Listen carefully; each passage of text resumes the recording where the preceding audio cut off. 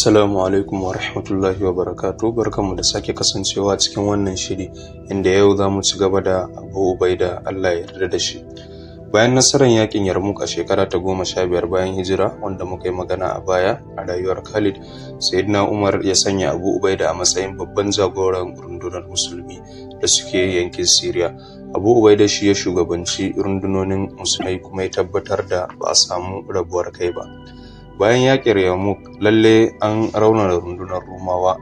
Abu Ubaida ya jagoranci ƙarfafa musulunci a Syria, ya shugabanci kewaye garin Damascus da hari da kuma aka ci nasara.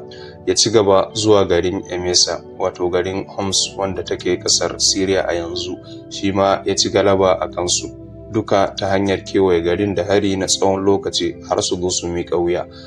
A yi yarjejeniya wanda hakan ya kasance yana kare mutanen garin da kuma nuna musu jinƙai. Babba daga cikinsu kuwa shine lokacin da suka isa babban birnin Jerusalem a shekara ta 16 bayan hijira.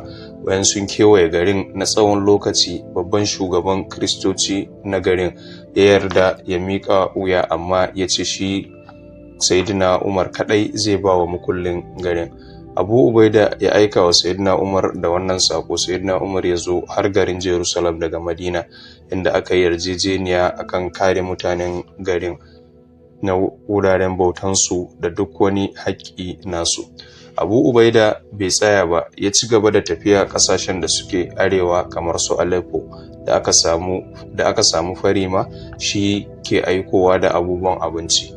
Shekara ta 18 bayan hijira, a lokacin annoban Amwas, wata cuta da ta yi sanadiyar mutane da yawa, a ciki har da Abu Ubaida Allah ya yarda da shi.